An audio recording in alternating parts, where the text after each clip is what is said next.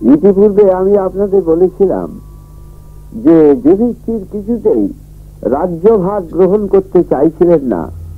তাঁর মনে প্রবল দুঃখের আলোড়ন চলছিল। তিনি খুবই অশান্তি ভোগ করছিলেন। বেদব্যাস তাকে নানাভাবে বোঝাবার চেষ্টা করছিলেন, কিন্তু ঠিক তার মনকে সেই সমস্ত যুক্তি যেন স্পর্শ করছিল না। তিনি বললেন যে সুখ দুঃখ ভোগ তো পৃথিবীতে সকলকেই করতে হবে, কিন্তু কর্তব্যের নিয়ম সকলকে পালন করতে হবে, এবং সেই নিয়মকালে যদি কোনো পাপ ও দুঃখ স্পর্শ করে তার জন্য তুমি বা দায়ী হবে কেন? যদি বলো যে আমি ঈশ্বরকে দোষী করব, কেন? আমি তো আমার কর্তা, তিনি শুধু আমায় সৃষ্টি করেছেন, এইটুকু স্বীকার করি মাত্র। যদি একথা মেনে নিই, তাহলে আমি বলবো ঈশ্বর তোমাকে যখন সৃষ্টি করেছেন তখন তিনি বিবেক বলে একটি পদার্থ তোমাকে দান করেছেন। তুমি যদি যথার্থ বিবেকানুমোদিত পথে চলো, ক্ষত্রিয় হিসাবে তোমার কর্তব্য পালন করো, দুরাত্মাদের শাস্তি দিতে গিয়ে তাদের মৃত্যু ঘটাও, তাতে তো তোমার দুঃখের কিছু নেই। এই জন্য তোমারও মৃত্যু ঘটতে পারত, কিন্তু তুমি কর্তব্য করতে গিয়ে যদি নিহত হও তাতে দুঃখিত হওয়ার কিছু ছিল না। যদি বলো তোমার দুঃখ না হলে হতো, তোমার স্বজনদের দুঃখ পেতে হতো, তা তো হবেই। সুখ দুঃখ অনুভূতি বিবেক ও পঞ্চ ইন্দ্রিয়ের ব্যবহার সব কিছু দিয়েই তো তোমায় ঈশ্বর বা প্রকৃতি এই পৃথিবীতে পাঠিয়েছেন। অতএব তুমি তার সুষ্ঠু পরিচালনা করতেও পারো, নাও পারো। একটা কার্যের ফলে তুমি তার ভালো ফলও পেতে পারো, মন্দ ফলও পেতে পারো, কিন্তু বিবেকানুমোদিত কর্তব্য বোঝে অনুপ্রাণিত হয়ে চললে তুমি ব্যর্থতার মধ্যেও শান্তি পাবে। জন্মান্তর ধরে সুখ দুঃখের ঘূর্ণমান এই যে চক্র, তার বারবার রূপান্তর ঘটছে এইভাবে। পূর্ব জন্মার্জিত কর্মফল আর বর্তমান জীবনের কর্মফল সবকিছু একটি জীবনে শেষ করা সম্ভবপর হয় না। শুধু বিচার বুদ্ধি, ধৈর্য ও একান্ত তপস্যার দ্বারা নিজ নিজ কার্য করেই মানুষ ক্রমশ উত্তরণের পথে এগিয়ে চলতে পারে, কিংবা নিম্নের দিকে চলে যেতে পারে, আবার আঘাত পেতেও পারে। কিন্তু এই আঘাত পেতে পেতেই জীব ঊর্ধ্বে আরোহণ করে, এই জীবনের রহস্য। যুধিষ্ঠির বললেন, তবু আমার মনের মধ্যে একটা বিষয় মনকে বড় পীড়িত করছে, যে আমি রাজ্যলোভী বোধহয় এই যুদ্ধে অবতীর্ণ হয়ে পাপ ভাগী হয়েছি। এর থেকে মুক্তি পাওয়ার জন্য কি প্রায়শ্চিত্ত করতে হবে বলতে পারেন? বেদব্যাস বললেন, তুমি অশ্বমেধ যজ্ঞ করো, তার দ্বারা তুমি প্রায়শ্চিত্ত করতে পারো। শাস্ত্রে আছে, একবার পাপ করেছো বলে যদি তুমি মনে করো এবং তার জন্য যদি অনুতাপ তোমার থাকে, তাহলে আবার পাপে লিপ্ত না হয়ে জপ তপ যজ্ঞ ও মানব কল্যাণে দান ধ্যান করতে যদি থাকো, তাহলে সে পাপ থেকে তুমি মুক্ত হবে। পাপ পুণ্য বিচার করার জন্য কতগুলি নীতি আছে। শাস্ত্র বলছেন, সধর্মভ্রষ্ট ব্রাহ্মণকেও বিনাশ করলে পাপ হয় না। অজ্ঞানতা বশত বা প্রাণনাশক পীড়ায় ঔষধি হিসাবে সুরা পান করলেও তার দুঃসব, মিথ্যা বাক্য প্রয়োগ করলেও তার দোষের হয় না। তখন যুধিষ্ঠির ব্যাসদেবকে অনুরোধ করলেন, আপনি আমাকে সমগ্র রাজধর্ম ও আপৎকালে নির্দিষ্ট নীতির সম্বন্ধে কিছু বলুন।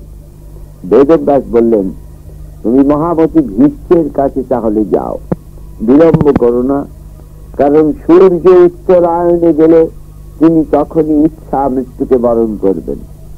ভীষ্ম অতি প্রাজ্ঞ ব্যক্তি, তার কাছ থেকে উপদেশ নিলে তুমি বহু জ্ঞান লাভ করবে। আপাতত তুমি হস্তিনার রাজ্যভার গ্রহণ করো বৎস। যুধিষ্ঠির ব্যাসদেবের অনুরোধে হস্তিনাপুরের রাজ্যভার গ্রহণে অগ্রসর হলেন। হস্তিনাপুরের প্রজারা যুধিষ্ঠিরকে বিপুল সম্বর্ধনা জানাতে দলে দলে তাকে দর্শন করতে এলেন। ব্রাহ্মণরা ও সাধুরা বললেন, ধর্মরাজ, আপনাকে রাজ্যভার গ্রহণ করতে দেখে সকলেই মহা তৃপ্তি লাভ করেছেন। তবে দুঃখের কথা, প্রজাদের মধ্যে শুধু আপনার অহিতকামী একজন আছে, তার নাম চারবাক। সে এক রাক্ষস। সে ছিল দুর্যোধনের কুকার্যের পরম সহায়। তাকে এই রাজ্যে রাখা নিরাপদ নয়, আমরাই তাকে ধ্বংস করব। এই বলে সেই রাক্ষসকে তারা অভিশাপ প্রদান করতে লাগলেন এবং ব্রহ্ম তেজে সেই রাক্ষসের বিনাশ ঘটল। নিশ্চিন্ত মনে ধৃতরাষ্ট্র গান্ধারী কুন্তিকে প্রণাম করে দ্রৌপদী ও ভ্রাতাদের নিয়ে রাজ্য শাসনে অগ্রসর হলেন। ধর্মপ্রাণ যুধিষ্ঠির যখন হস্তিনাপুরের রাজ সিংহাসনে আরোহণ করলেন, তখন প্রজাপুঞ্জের আনন্দের সীমা রইল না। ব্রাহ্মণ, ক্ষত্রিয়, বৈশ্য, শূদ্র সকলেই যুধিষ্ঠিরের জয়গানে আকাশ বাতাস ভরিয়ে তুললেন। যুধিষ্ঠির প্রজাপুঞ্জের জন্য অন্ন, পান, বস্ত্র ও আশ্রয়ের ব্যবস্থা করে দিয়ে সকলের পরিতৃপ্তি সাধনের ব্যবস্থা করে দিতে প্রত্যেকেই তাঁর অনুরক্ত হয়ে পড়লেন। পুরোহিত ধৌম্যকে বহু গাভী, সুবর্ণ, রৌপ্য ও নানাবিধ বস্ত্র দিয়ে তাঁর আশীর্বাদ লাভ করলেন। কৃপাচার্য, বিদুর ও অন্যান্য ব্যক্তিদের মনোমত জীবনযাত্রার সর্বপ্রকার সুবন্দোবস্ত করে দিতে কার্পণ্য করলেন না।